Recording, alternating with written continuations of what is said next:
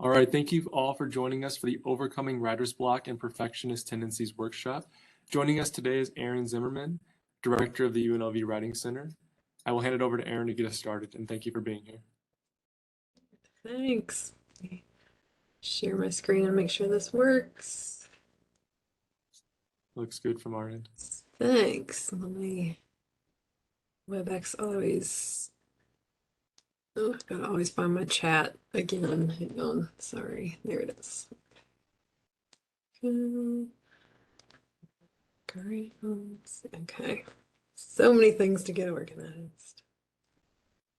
All right. Well, I hope everyone is doing really well today, and that you feel like you've made some progress between yesterday and today, and are feeling good about things that you're learning and writing that you're doing.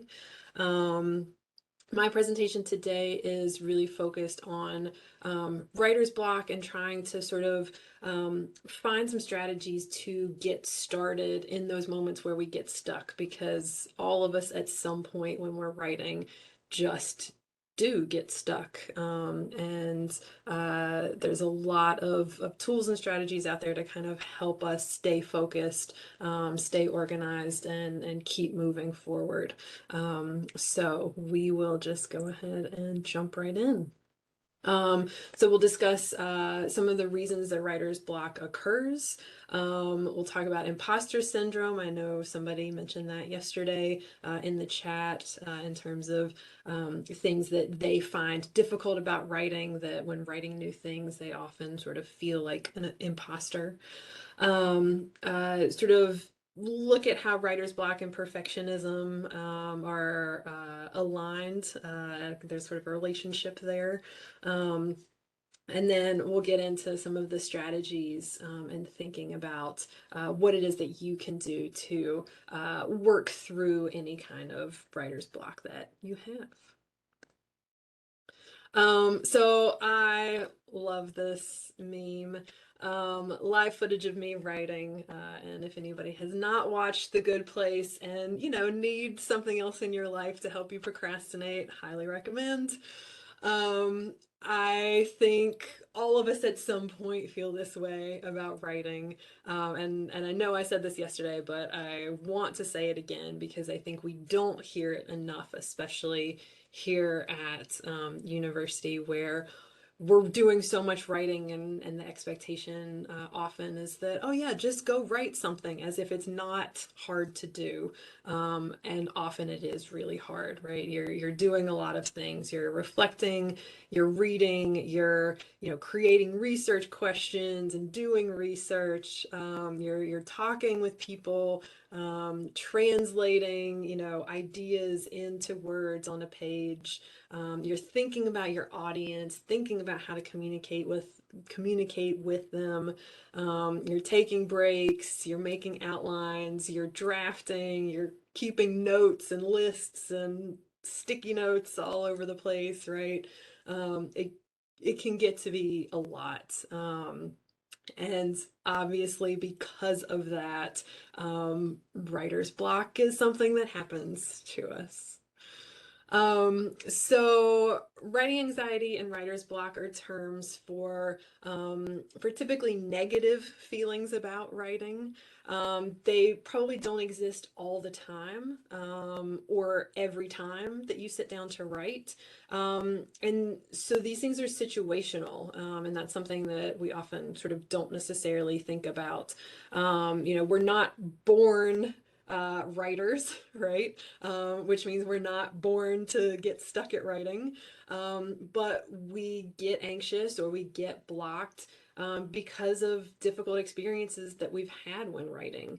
So when we find ourselves sort of in similar situations, sometimes that's what manifests, right? Is that anxiety and that block that makes us feel stuck. So again, we talked a lot yesterday about reflection, and reflecting is something that we can do to sort of help us identify when it is we're getting stuck, why it is we're getting stuck, so that maybe we can find some ways to circumvent those issues as we're working. So I mentioned imposter syndrome. Many graduate students feel this at some point. You're new, you're sort of coming into your field. You have professors who are experts in the field, and you feel like they're expecting a lot out of you, and you're still new and you're still figuring it out. And so it's easy to feel like you don't belong, you don't know what you're doing, you don't have the qualifications that you need to be able to do all the work that's expected of you. Not to say that everybody feels this way, but I think probably a lot of us have felt at least bits and pieces of that at some point, and that can hamper our abilities to push our work forward and to keep feeling like we're progressing.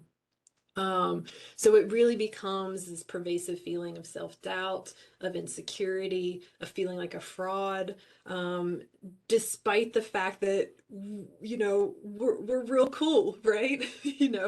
We've come real far. There's a lot of evidence already showing that we're good at what we do, that we know what it is that we're talking about. Apologies. And but sometimes it's hard for us to sort of remember that we're smart, that we're successful, because we're feeling this sort of self-doubt. um, and obviously, as we're starting out in the field, we're kind of supposed to feel that way, right? So don't feel like you're alone in some of these feelings. This is a really great quote that I really, really like by Anne Lamott. Perfectionism will keep you cramped and insane your whole life, and it is the main obstacle between you and a shitty first draft. Um, I think this just sort of sums up, in part this feeling of the imposter syndrome, that we're just not good enough, we're striving for better.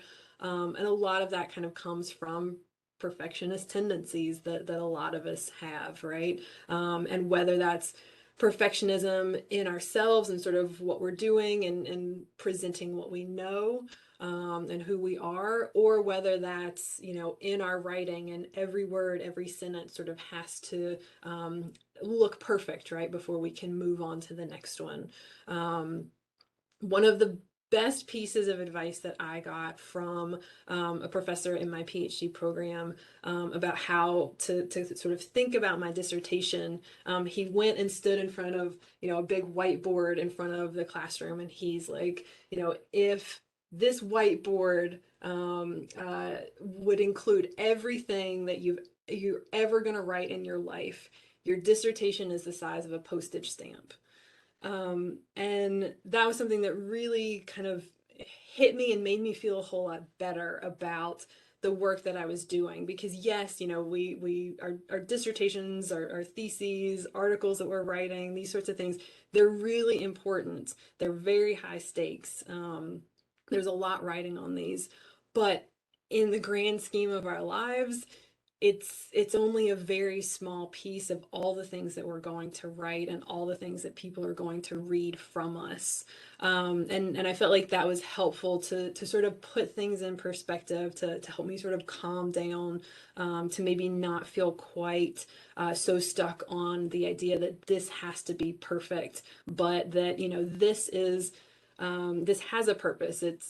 I'm writing this to demonstrate to my committee, to my professors, that I'm ready to continue on in the field. Not that I have achieved everything I'm ever going to achieve in the field, right? So this is a stepping stone that demonstrates, that I have accomplished enough, but also that I'm ready to go out and accomplish more. So that was something that was really helpful for me to hear. So I want to always share that with folks in the boot camp, because I think it's helpful to remember, use your time wisely now, make your work as good as you can, but understand, your abilities aren't at their peak yet, and that's okay. You're going to keep moving forward in your career. You're going to keep writing, and you're going to keep getting better. So Here are some of the situations that we often sort of find ourselves in when we're thinking about perfectionism, maybe even outside of ourselves, outside of wanting the writing to be perfect. We might feel like we have to find the perfect time of day to work, right? Oh, I work well from 9 to 10 a.m. and it's already 11 a.m. I guess I can't write anything today. Or you have to be in just the perfect location, or you have to be in the mood to write. That's something I think that a lot of us sort of get stuck on. Well, I'm not in the mood. I'm not going to do a good job right now, so I'm just not going to do it. Or I think a lot of us sort of get stuck on needing to find the perfect sources. Oh, I can't find the source that's perfect. I just have to keep looking. And so then we sort of get into this spiral of research and end up not ever sort of taking a step back and going ahead and writing what we know. So I think all of those are things that sort of illustrate how a lot of us as writers use perfectionism as a way to procrastinate and kind of get ourselves stuck. Other things that can cause writer's block, I think all of us probably have our own inner critic. It just doesn't seem good enough. I need to be doing more. I need to be doing better. And so we get sort of stymied with those feelings and feel like, oh, okay, well, again, thinking about our mood, right? We don't feel like writing right now because we're being hard on ourselves. So I'll just put it off. Past criticism from other professors, other readers, other audiences can often sort of make us feel like we can't move forward, right? Or we get hung up on things that we sort of need to let go and move forward from. Fear of failure or rejection often can make us freeze, right? Sometimes even fear of success can make us freeze when, is this really what I want to be doing? Oh my gosh, this decision impacts my whole life, right? Um, uh, Again, having overly high expectations or perceiving that others have overly high expectations. I think that's something that we often do. Especially graduate students as writers, perceiving, that your advisor, your major professors, your committee has this really high expectation of you when really maybe, what their expectations are and what your expectations are not really at the same place. So kind of giving yourself permission to let that go and try to not focus on those things. Sometimes, God, we just feel burned out. Thank you, COVID. Sometimes we're distracted. We have a lot of things going on in our lives. Yeah, maybe we're not eating well, we're not exercising, we're not sleeping well, we're not drinking enough water, so we don't have energy. We might be writing in something in a genre that's brand new. Those of you who are writing a thesis for the first time, a dissertation for the first time, an article for the first time, these aren't things that we're just born to know how to do. And yes, we've kind of been training ourselves, writing academic papers along the way, but these are kind of new beasts, right? I mean, the expectations here are different than a lot of the expectations that we've had from our professors in our classes. So, that the pressure of that can kind of make us freeze. There might be difficult subject matter or new subject matter that you're still kind of wrapping your brain around. You're spending more time thinking about, trying to understand than maybe you could be, should be, because of the writing you still need to do.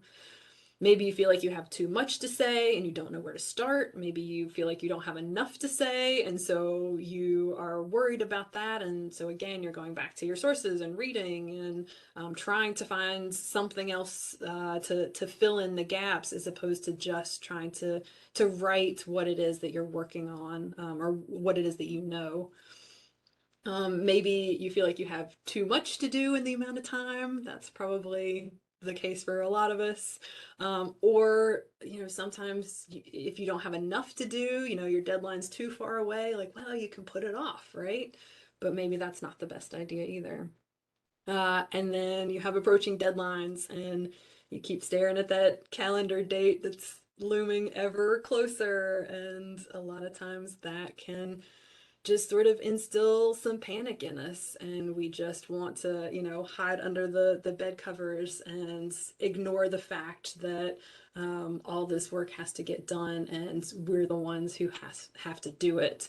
So a lot of these things are very interconnected, but all very much can impact how we feel about writing, how we feel about the progress that we're making, and can also impact whether we're willing to block out the time to keep moving forward, to sit down now that I have 10 minutes of free time to work on something. So I'd like for you all to take a few minutes and do a quick reflection. I am going to have you write a handful of times during this workshop. So again, this is something you're not going to share with anyone, but just sort of want you to have a chance to think about the ways that writer's block maybe rears its head in your writing processes. So I've got a handful of questions here. So why do you get stuck? What are some of the feelings or reactions you have when you get stuck? A lot of times if we can kind of pinpoint those, then again, we can find ways to maybe work around those, circumvent them, or mitigate them when we're feeling them to keep pushing ourselves forward. At what points in your writing process, or at what times, like in a day or in a week, do you get stuck? And then how is it that you get stuck? Like, what's actually happening in that moment? How are you? What is it that you're doing, or what is it that you're not doing? And what is that like in that moment? So I think I'll just give you about 3 minutes. I'll mute myself and time you for about 3 minutes. So take 3 minutes to reflect on your own writer's block.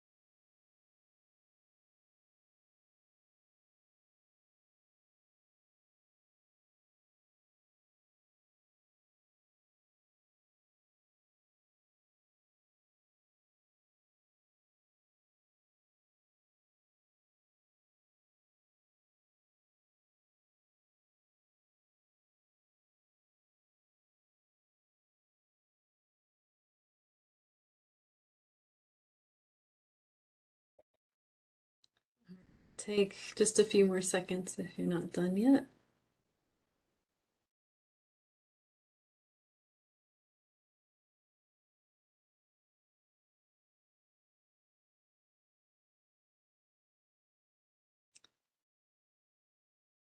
All right, so I'm gonna have you, as we keep going, sort of practice some of the strategies for kind of getting unstuck. And it might be helpful for you to sort of think about what it is that you've written here in terms of your own writer's block and how it manifests itself. But I would also recommend, kind of maybe keep this with you the rest of boot camp to get a sense of, is this how, your writer's block is occurring through the rest of this week, or are you finding ways to kind of navigate around those? And it might even be something you want to sort of continue to think about on through the rest of the semester as well. So Helen Sword is a researcher who examined 1,323 academic staff, PhD students, and postdoc researchers across 15 different countries to learn how they write. And so this quote is essentially what she found. Writing is neither a daily routine nor a rare occurrence. It's neither an immovable constant nor a random event. The secret to academic success lies in a complex cluster of attributes and attitudes that I call their writing base. And then BASE stands for behavioral habits of discipline and persistence, artisanal habits of craftsmanship and pride, social habits of collegiality and collaboration, and emotional habits of positivity and resilience. So I really like this quote because it sort of breaks down all of the elements that sort of help writers write. These behavioral habits, these artisanal habits, social habits, and emotional habits. Because I think a lot of times we don't think about writing in these ways. We think about, let me just sit down and type things on a keyboard.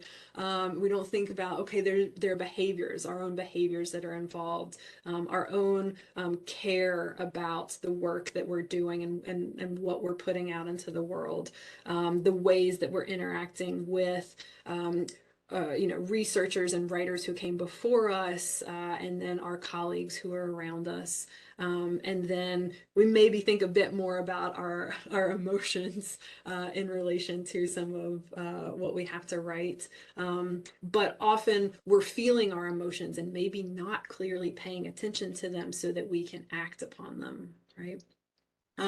So the book that Helen Sword wrote is called Air and Light and Time and Space, in which she sort of details the research that she's done. And I have that later in this PowerPoint and also in a handout that's in Canvas for you. So I would like, in terms of thinking about habits,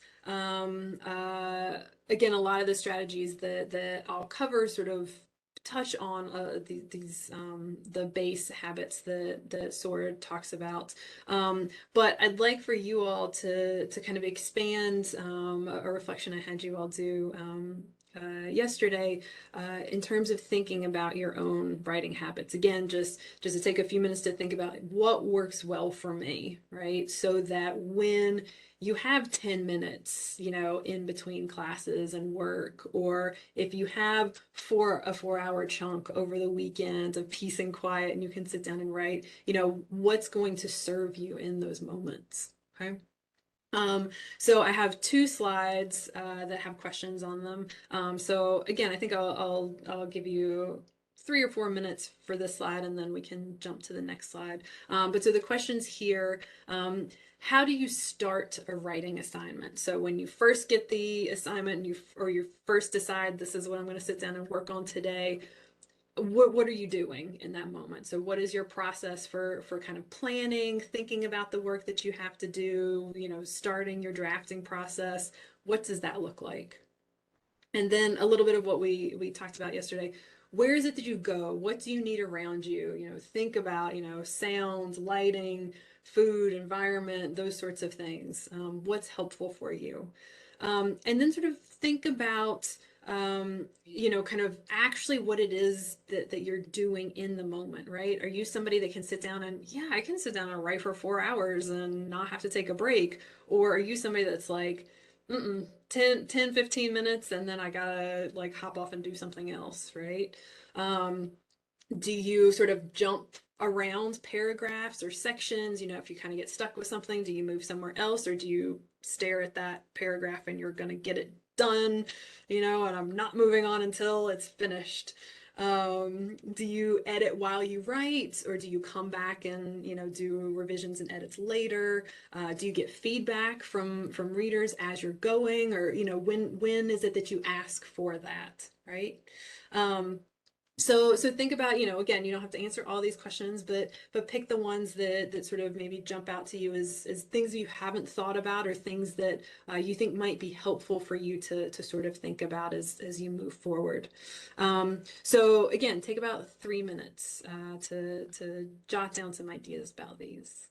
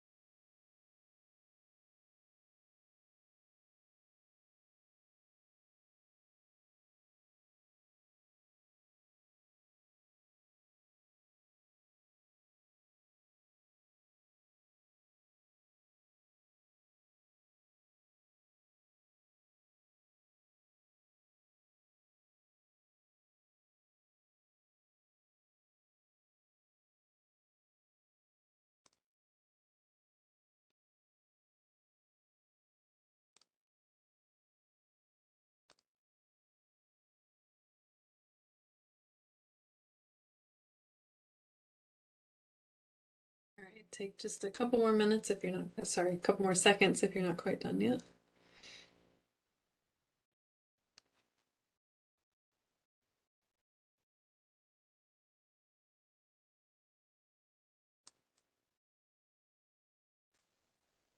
And then the last few questions, just again, another 3 minutes for you to write about these. So what is your revising and editing process? What does it actually look like? How do you do it? Some people print it all out and handwrite, revisions and edits, or do you do everything on the computer?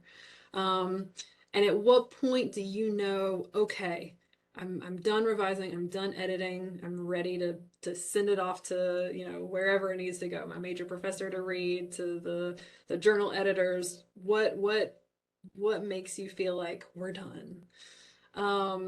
Everybody's favorite question, how do you procrastinate? What does that look like for you?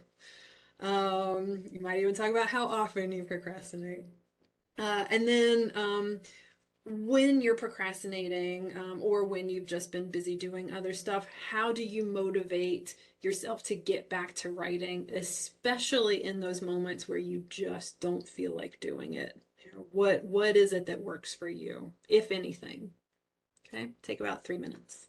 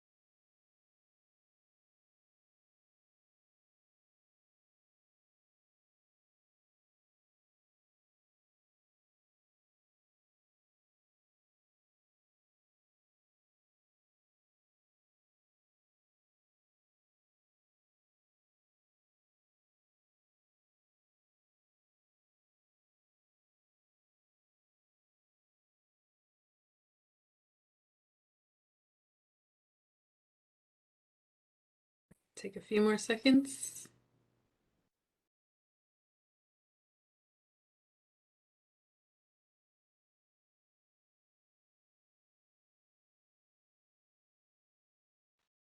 All right, so again, hopefully this is something that maybe you can pay attention to some of the things that work well for you, or maybe that distract you, that you're sort of recognizing by doing this reflection.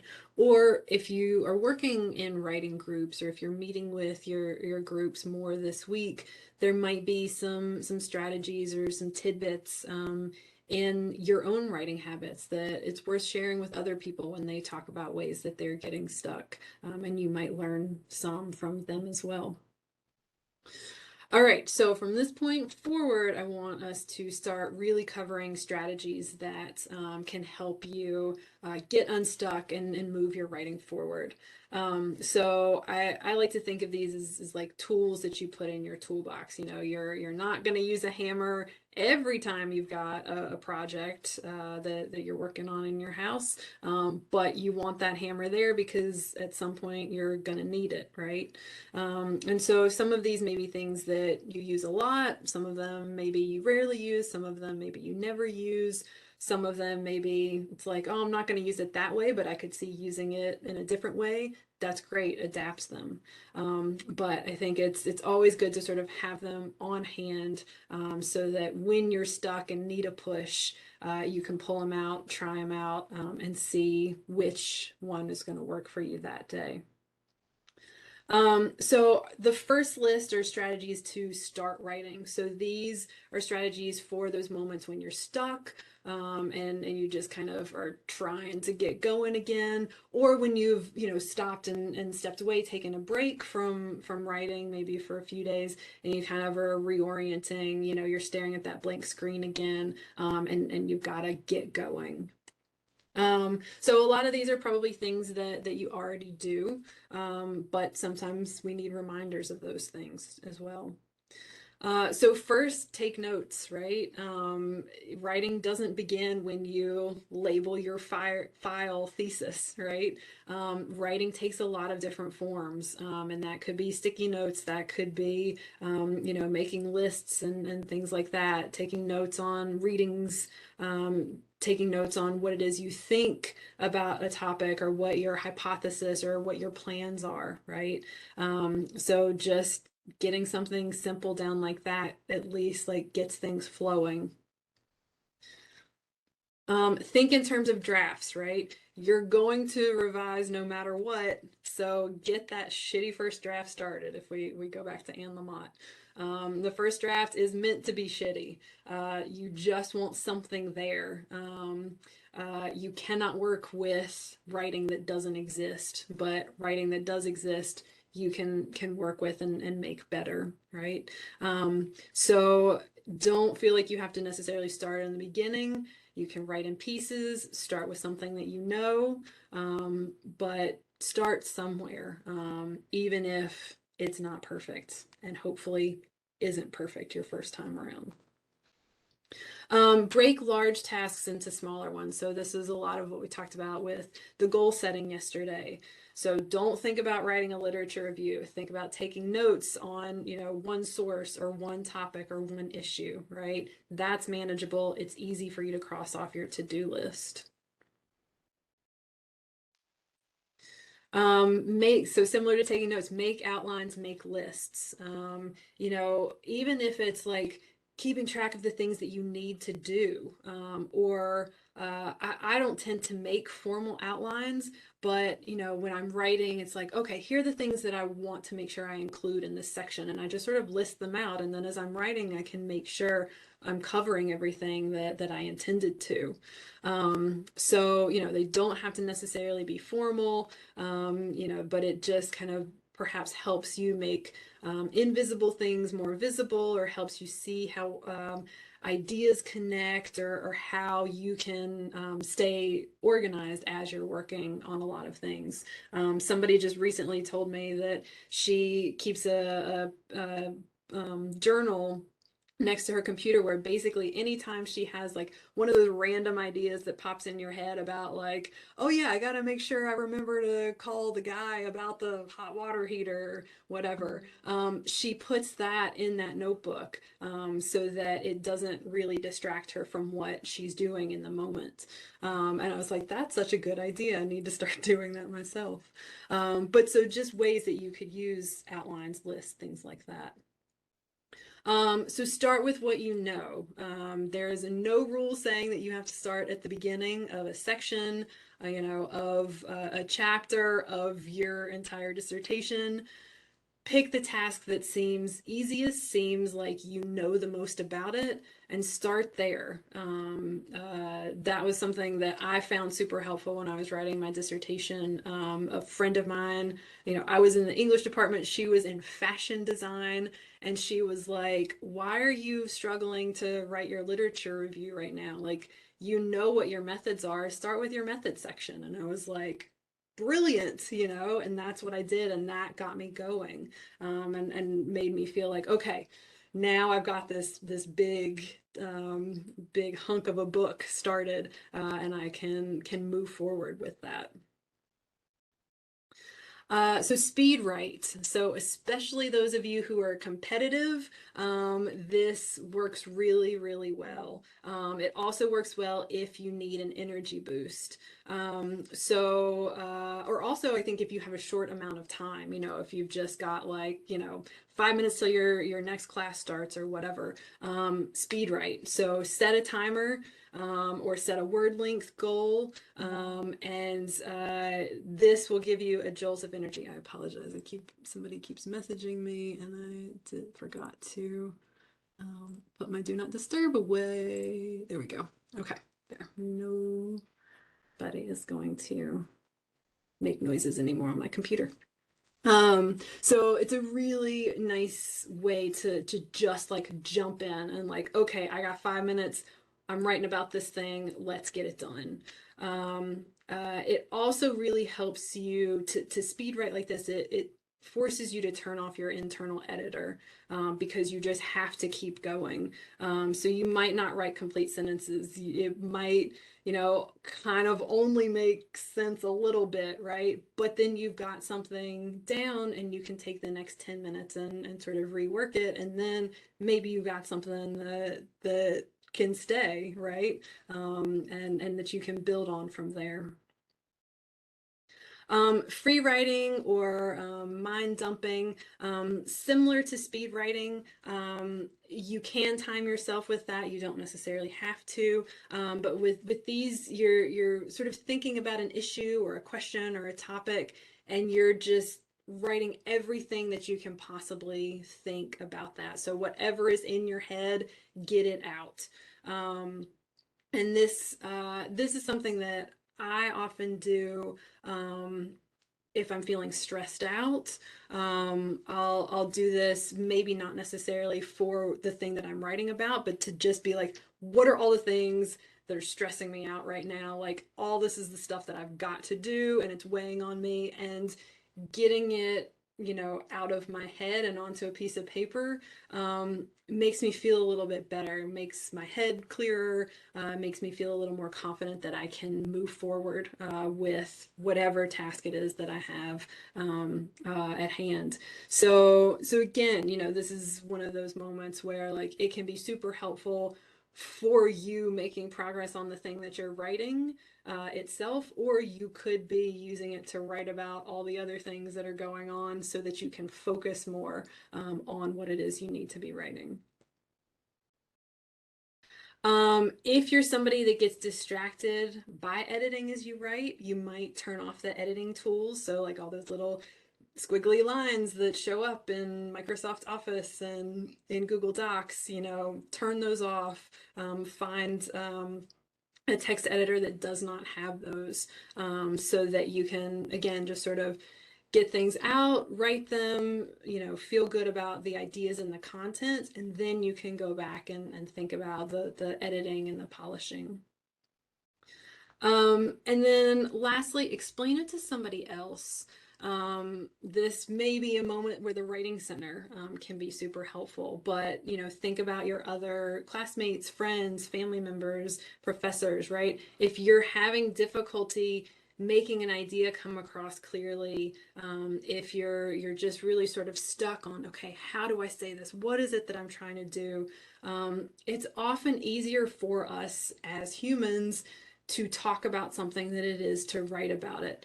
We can kind of talk ourselves in circles and get feedback from other people until it's like, oh, this is what it is that I'm trying to say. And then you can go back and put that into writing.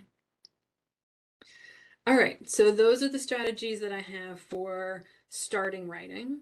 And I want us to do a couple of activities here where you practice.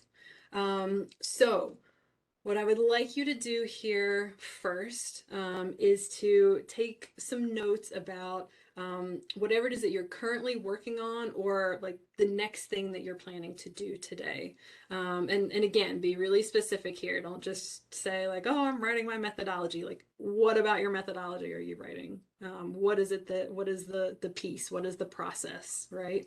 That you need to explain, to be really specific. I think we got time for you. I think I'm going to say 2 minutes instead of 3 minutes. And I want you to write as much as you can about this task, and try not to stop. Okay. So just, what is it that you're working on? What is it that you're planning to do next? What needs to happen? And just sort of get it all out on paper or into a Word document. Okay. So 2 minutes, ready, go.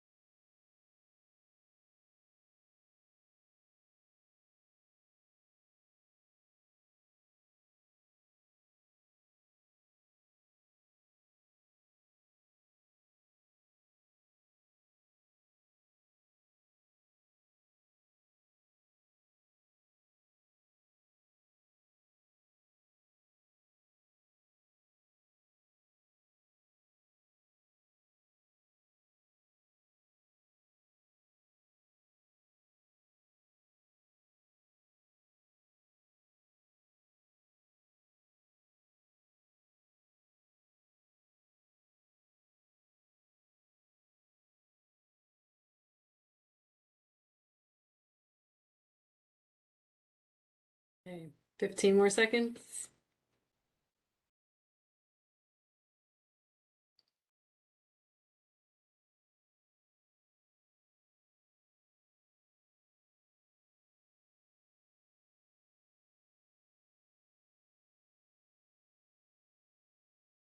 All right, so that was just the warm up. Hopefully 2 minutes was plenty of time for you to identify what it is you're working on, what you're planning to do next. You're probably like, Erin, why did we time this? We timed it because we're like legit timing this next one. All right.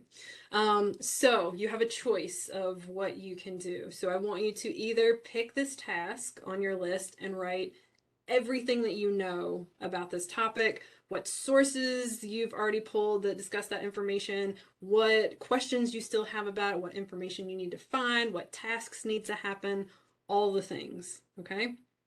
Or write about this next step and what you need to do to prepare for it. Okay, so what are you ready to do? What do you know? What information do you have? What tools do you have? What do you still need to figure out? What do you need to find? Can that step be broken into smaller pieces and processes? If so, make that happen. And what else can you do to really get yourself ready so that, you know, as soon as Overcoming Writer's Block workshop is over, you can just jump into it and go. Okay, so 3 minutes for this. Ready, set, go.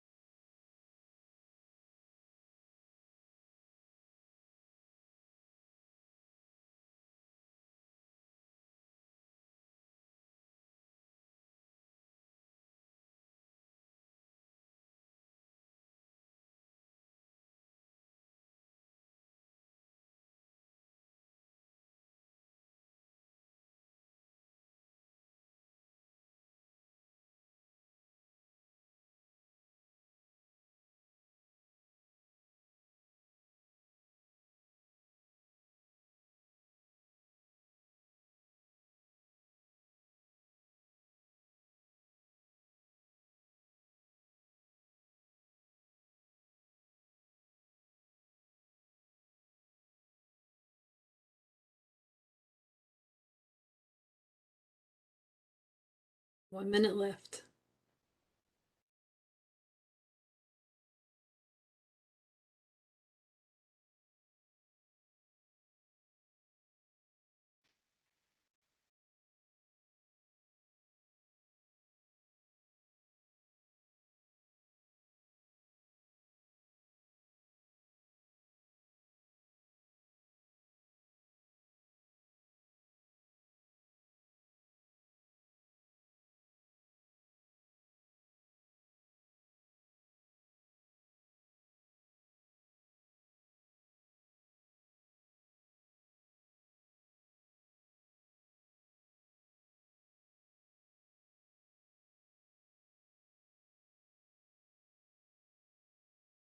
Ten seconds left. Get those last thoughts.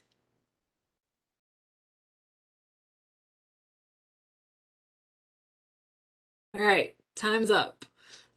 So if you're comfortable just putting in the chat, how do you feel now? What did you think about that?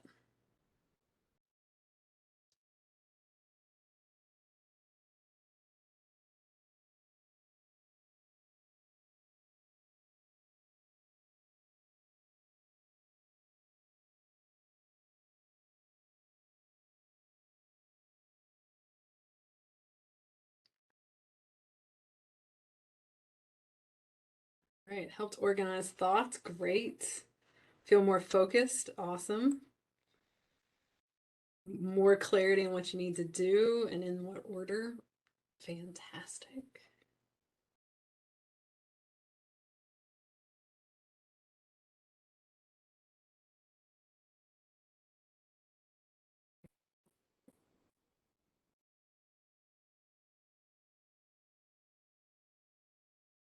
Surprising how much you can get done when you focus, right? Yeah, sometimes you just like need that pressure. Oh, I feel like it'll be easy to finish. That's fantastic. Found you made your writing clear. That's cool. Um, Give an overview of how your thoughts can go from one to another. Great. So making connections, no time to second guess yourself. Yeah, right. You've just got to do it. And, then later you can go back and review it for sure. That's awesome. So yeah, so hopefully like you feel a little more energized, right? Maybe some of you kind of know where to start or what the next thing is, how you're going to do it. Um, you've got something there that you can work with now. Maybe you feel a little more confident.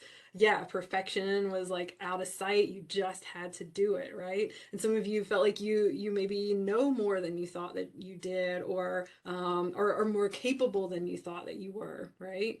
I just want to say too, so the activities that I had you do was kind of a conglomeration of several of the strategies that I pointed out to you early, right? You made lists, things were timed, you were kind of mind dumping, right? All these things. So this is the kind of thing that I want you to do, is make the strategies work for you. There's not a right way to do any of them. So adapt them to what works, right? And I know it's easy for me to be like, write for 3 minutes, I'm going to time you. And it's a little harder to make yourself do that. But I think if you can kind of force yourself to do it occasionally, especially here this week when your focus is on writing, you might be able to do that more often, right? You'll get yourself into those behavioral habits of doing these things a bit more that help you focus, get going, feel more confident, right? All right, so the next set of strategies are focused on making time to write. This is something that, time is finite, and this is often the thing that many of us struggle with, is just figuring out how to tell people no, and how to carve out the time to get the work done. So first, it's helpful if you can track your time, right? So maybe take a day or a week, in sort of an ordinary day or week, your ordinary schedule. How much time gets sucked up doing other little things, answering a few text messages, dealing with your email, those kinds of things, you know, when you're, especially if it's time that you've carved out for writing, you know, where does that time go? And that can help you find ways to eliminate your distractions, those kinds of things. So identify productive times a day. Be careful about perfectionism, right? You know, if your best writing happens at 2 a.m., that doesn't mean that that is the only time that you should be writing, right? That's not how life works for any of us for anything, right? There are times that we just got to get stuff done. So it's helpful to know when the most productive times of day are, and then maybe we can set aside time then to work, and that's just sort of the plan. Is, you know, a lot of days that's what's going to happen, but don't get so caught up in that being the ideal time, but that being the only time that you can do it, because odds are you're going to have to write at other times a day, but at least knowing this is when I'm at my best can be helpful. So carve out writing time. So think about how it is that you keep track of your schedule and how it is that you carve out time to do other things in your life, right? Use those same strategies for carving out writing time. So if you use, you know, Google Calendar to keep track of everything, put it in Google Calendar, right? This time to this time on this day, that's my writing time. Nobody can book an appointment with me. Like, that's what I'm doing. Of course, you've got to hold yourself to it. So tell your friends, tell your family, this is what you're doing at that time. They cannot bother you. Don't let yourself schedule meetings during that time. Really just make that about writing. I will say there's a lot of scholars who argue that we need to write every day. You know, there's a lot of these, like, you know, write your dissertation in 15 minutes a day kind of thing. If that works for you, great. That is not something that works for me. I am not good at writing every single day. I work better if I have longer chunks of times, like maybe 3 times a week or something like that, as opposed to 15 minutes every single day. So, you know, yes, it's helpful to get these strategies from other folks, but at the end of the day, do what works for you. Try them out, see if they work, but do you, okay? I will say my one piece of advice for this, though, is be careful about stepping away for long periods of time. I definitely found when I was working on my dissertation that if I went more than probably 4 or 5 days, that first day back, I was just orienting myself, like, what am I talking, like, what was I doing? What's the next thing I'm supposed to do? What's happening? And what I wrote was definitely a shitty first draft, which is fine because it got me started. But I felt like then the second day, once I kind of got back into it, I was sort of back in the groove. I sort of was better oriented. I knew what was going on a little bit better. So I would just recommend, like, be careful of taking a significant amount of time off, because that does often make it harder to sort of get back into it, and you feel like you're grinding a lot harder and not getting as far as maybe you were when you were writing more regularly. Okay, so that's just my one piece of advice. Again, if it helps you, great. If it doesn't, great. So next, chunk your writing. So in the same ways that we talk about, you know, breaking tasks down into smaller bits and pieces so that they're more manageable, think about that in your writing too. You know, write in small bits. You know, focus on an individual question, an individual topic, individual result, right? Maybe leave all the transitions, organizing, polishing until later. Like, just write that paragraph or those couple of paragraphs and not think about, like, how it fits in within the larger section or chapter. And you know, later you can work in the transitions, make things fit, but especially if you're like many of us and maybe you don't have 4 hours today, maybe you've only got 20 minutes, chunking your writing is a way to continue to work to make progress in small amounts of time, that then later when you have more time you can make everything sort of fit, move all those puzzle pieces in together. So with all this, set regular goals, right? So we talked about setting goals yesterday. Again, especially if you're somebody who is competitive, who is motivated by sort of achievement, seeing your progress, do this, right? The more that you can kind of check things off of your to-do list, whether your goal is like, hey, let me get this thing done today, or if it's like, I want to write this many words, I want to write this many pages, I want to write for this many hours, and then see if you can do it. You're maybe not always going to be able to do it every single time, but that can be motivating, right? It can help you find the time to even just do little bits and pieces, even if you're not sitting down and doing large chunks. Those little bits and pieces add up real fast. And then the last thing about making time, which may be sort of broader than making time, is reward yourself, right? You've set certain goals, you've carved that time out, you've met those goals.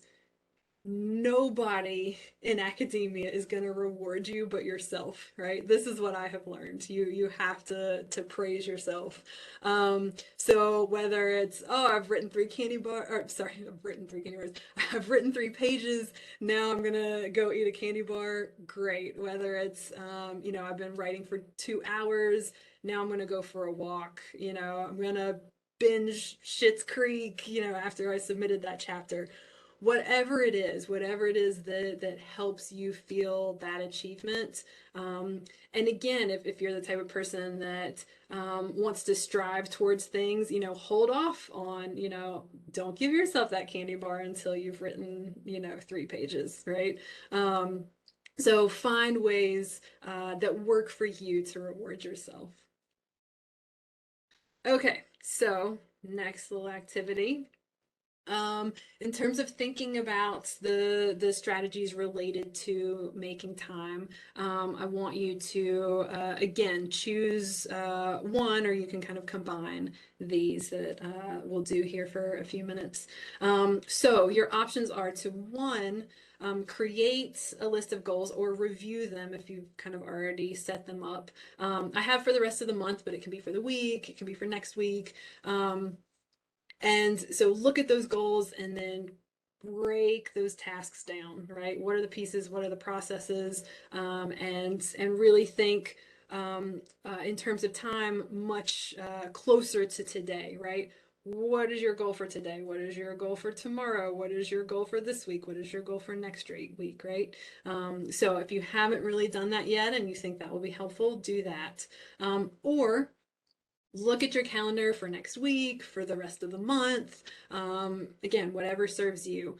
When can you carve out time to write? And what are the things, again, thinking about goals, what are the things that you want to maybe try and work on in each of those times? And maybe this is a moment you can put that in your calendar, into your organizer, or wherever it is that you keep track of those sorts of things. Okay. So again, I'm going to give you 3 minutes. You probably won't get done with it. That's okay. But give you a chance to sort of get started. Okay. So thinking about your goals, or thinking about when can you make time to write. Okay. So 3 minutes.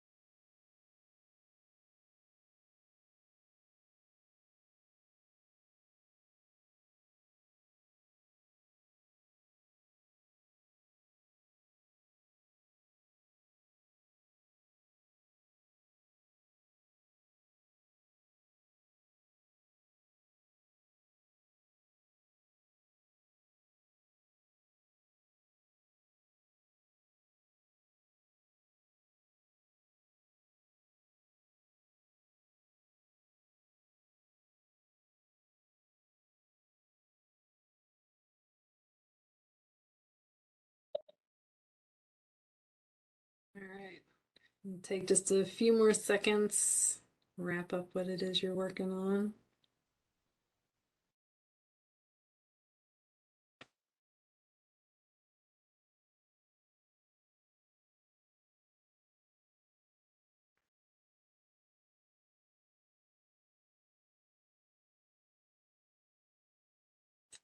All right, so hopefully some of you even thought about rewards that you might want to give yourself.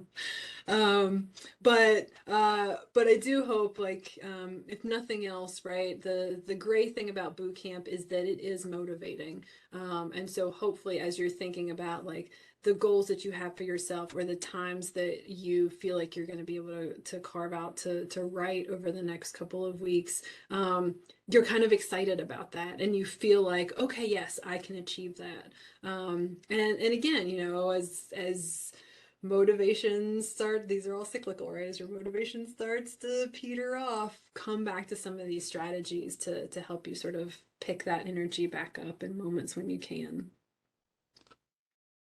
All right, so my last grouping of strategies for you are about maintaining focus. So I have a handful of these, and I've also there's a document handout for you in the Canvas course that lists a bunch of tools. And so a lot of those are centered on focus. They're all technology apps, things like that, that folks that I know have recommended. So, and you may use something similar, but just wanted to kind of share those with you so that you would have some ideas of maybe some things that would help you with, in particular, maintaining focus. Okay, so the first one that I have for you here is to find a productive location. Again, be careful of finding the perfect location and only being able to work there.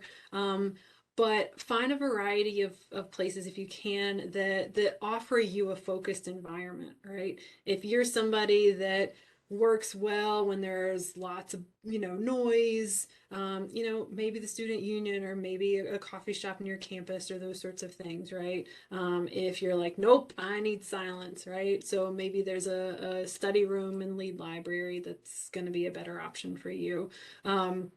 But think about the different spaces that you inhabit, right, through your week, you know, home, campus, work, you know, other places that you go. Can you sort of carve out a space that works for you in each of those places so that if you're on campus and you've got time, you're not like, oh, I would write, but I need to go home to write. No, like, let's find a place on campus, right? So find some of those productive locations. This one sounds kind of silly, but as grad students, this is something that you forget to do. You need to eat, you need to stay hydrated. It's absolutely necessary, especially for focus. We get tired, we get run down, we get sick, right? Because we're not eating and drinking well. So really make sure that that you're staying on top of that, because that's one of the first things that once we get busy, once we get stressed, we kind of stop paying attention to. We start eating junk food, things that are fast, things that are easy, or we stop eating altogether, right? Neither of which is a good idea. So thinking about habits. So find the things that work well for you. And this goes back to the reflection that I had you do earlier, right? Do you work better in, you know, short bursts, in long chunks of time? Do you need that bag of Doritos next to your computer? You know, make sure that you've gone over to Costco and gotten yourself plenty of, you know, bags to sustain you. You know, make your coffee ahead of time so that when, you know, that buzzer goes off, that it's time for you to sit down and write. Be ready, right? Be there, be ready to go. So any of those sorts of habits that you feel like, okay, yes, if I can kind of get myself into doing this regularly, this is going to help me. Find it, do it. So switch it up. So a lot of times we sort of lose focus or maybe even get stuck because we've kind of been doing the same thing for a long time, and maybe it's just not working anymore. Maybe, it's one of those days where we just gotta get stuff done. We're spending all day working on this thing. We're starting to get exhausted. This is a moment to switch it up. One of the things that helped me a lot was I often, would write a section and then set it aside maybe the day before, and so then the next day I could be writing another section. And when I got sort of stuck or when I got tired with that, I could go back to the first one, and then I could do some revising, do some editing, that kind of thing, to sort of let my brain take a break from doing one thing, but I was still moving my project forward. Another thing that you could do is, work with your citations, right? That's something that's going to have to be done. So maybe there's a moment you can kind of go in and check your citations and edit those for, a chapter or section that you've already written, so that you can kind of take a break from something else that you're working on. Then once you do that, you can come back and feel a little bit refreshed, even though you haven't actually stopped working. So think about that. You might also like switch your writing time, switch your location, switch your technology, right? Maybe there's a point where you've been staring at a screen for a really long time. Okay, well, maybe this is a moment for you to, take a break and, well, let's think about my next steps. What's the next thing I need to do? And let me handwrite a list for that, right? And then again, 5-10 minutes later, after that's done, I can come back to the screen and keep going. But so find uh, some tasks that you can do that allow you that break of stopping one thing, picking something else up, and that you can then go back to the original task, but still be making progress through the whole thing. Take breaks. Again, it's up to you when you need to take breaks, how often you need to take breaks. But the longer you sit doing something, the harder it is to focus, the more tired you're gonna get. So at least stretch, stand up, maybe take a walk, around your building, run to the gym. You're not a robot, even though maybe you feel like your professors think you are, you're not. And you do need to, just like with eating and drinking, like take care of your physical body. So take a nap, make sure you're sleeping well, relax, stretch, meditate, whatever it is that you need, but step away for at least a few minutes, and come back, because you will feel rejuvenated and more focused. Release frustration. Again, this might be bigger than maintaining focus, but this is something that we all need to do. We get like real sucked into what it is that we're working on. We get exhausted, we get stressed out, we get anxious, we get frustrated. So find ways to release that. So it could be, doing something that you've been putting off. You haven't done laundry this week, maybe just go put in a load of laundry, right? And maybe go clean your kitchen, right? Because you're just feeling frustrated because things aren't in order, things feel dirty. Go do that, then you can come back to it. Do something physical, right? Hit a punching bag, scream, swear real loud, dance, go for a run. Or you can, do something a bit more calming, yoga, meditation, those sorts of things.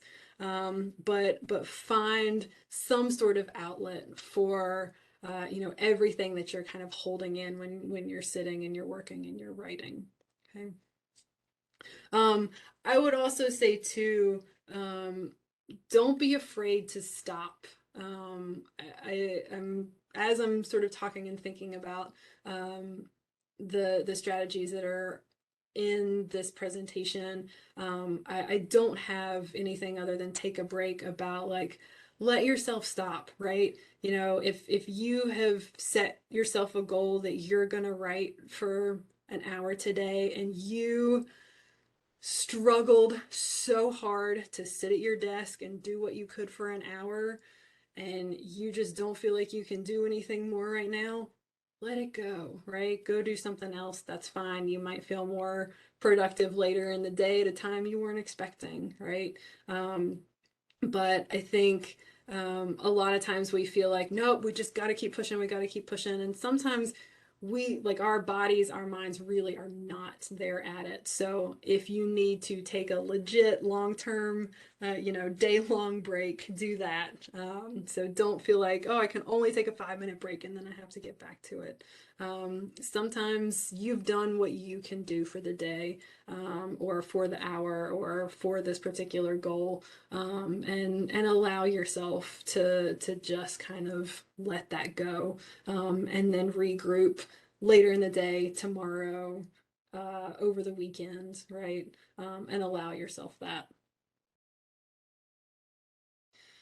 Okay, so last little practice activity. This is kind of similar to some of what we did yesterday, but maybe you're thinking about your work a little bit differently now than you were yesterday. So sort of want you to think about these things again, especially considering ideally you started writing yesterday and you've been doing work again today. And so what's been working for you, right? So what habits, what tools, what locations, what times, what breaks, what activities, right? What's working for you pretty well so far? What of those things just aren't working for you very well so far? And what kind of adjustments might you be able to make, especially in terms of your focus, right? What have you been able to do that's let you focus, that you want to try again tomorrow, or what didn't really work and maybe what do you want to try instead tomorrow or the next day or that sort of thing. Okay. So let's just take maybe 2 minutes for this one. Just think about any of these things that might be useful for you.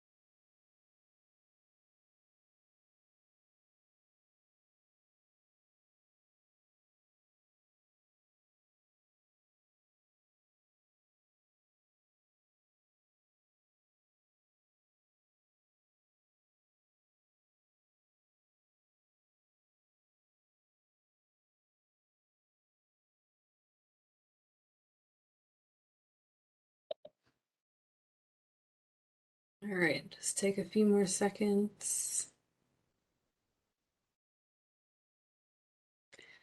I spaced out, so that might not have been 2 minutes, sorry.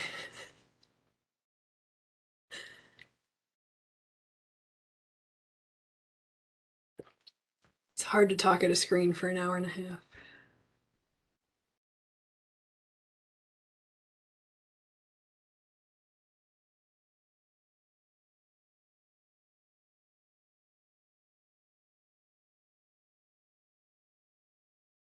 So one of the reasons that I titled each of these activities practice, is because I really truly believe that we only get better at writing through practice.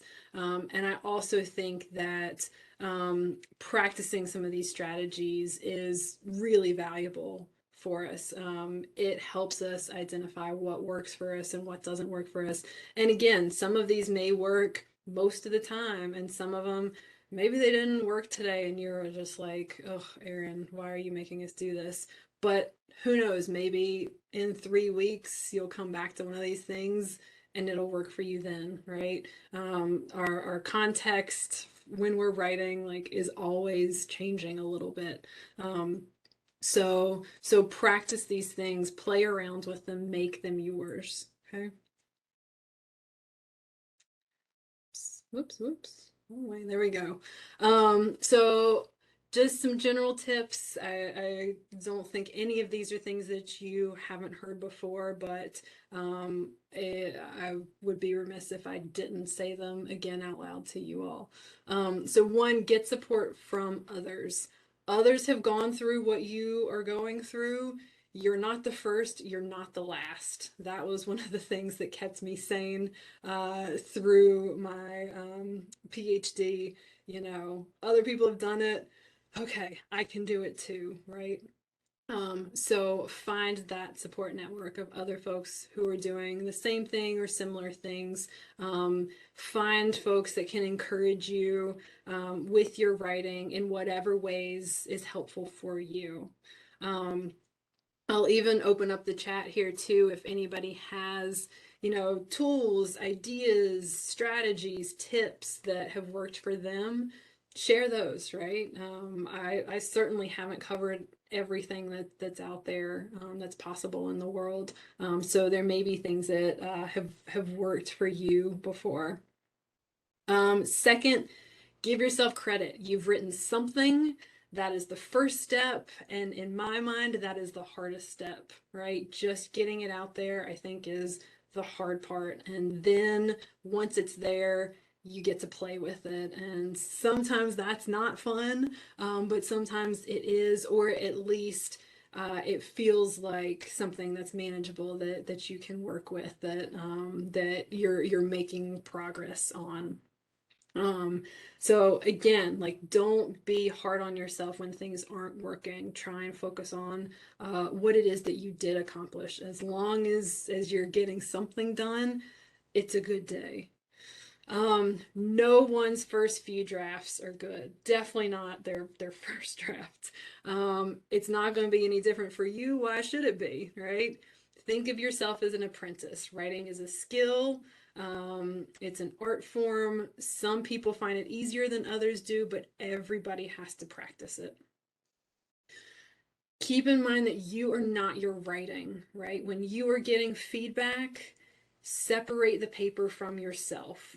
Criticism can be really painful if you're viewing your writing as an extension of your being and your intelligence. And that's not the case, right? You know, I've read a lot of things by a lot of people, and I've written some really awful things by really smart people because it was an early draft. And that's fine, right? We got to think through these things. We've got to work through these things. So let people be critical of your writing and try not to take that personally. Take that as, okay, now I can do something with this. What am I going to do about it? Listen and revise, right? So listen carefully to that feedback. It can help you learn to see your own writing more objectively from another person's perspective, to make sure that you're being clear. Applying feedback can only help you improve your skills. And as often as possible, revise as soon as possible, right? Try not to put it off, because once you get that feedback, you're going to start forgetting nuances within it. So the text that I mentioned before by Helen Sword, Air and Light in Time and Space. There's a couple others here, Writing Your Dissertation in 15 Minutes a Day and How to Write a Lot, a practical guide to productive academic writing. If reading texts like this is helpful for you to kind of get more strategies, get more tools, use them. Be careful of using these as a way to procrastinate. This is something that a lot of us do. Oh, I'm going to get the book. I'm going to read the book. And because I'm reading the book, I don't have to write because I'm learning about how to write. No. That's not how this works, right? So make sure that you're still writing alongside, pulling out the tools, pulling out the strategies from texts like this, okay?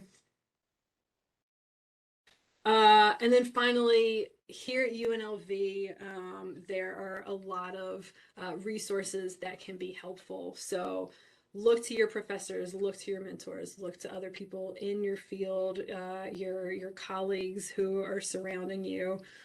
Find workshops that maybe talk about the things that you're struggling with. Career services can help, academic advisors can help, folks at the grad college can help, folks here at the Writing Center can help. And there's loads of online resources. So if you're struggling with something, Google is your friend, right? You know, you can find examples of a lot of the things that you're doing. You know, what is a semicolon and how do I use it? Dear Google, please give me the answer. You can find those kinds of things fairly easily if you just go and look for it. So use your resources as much as possible, as well as you can.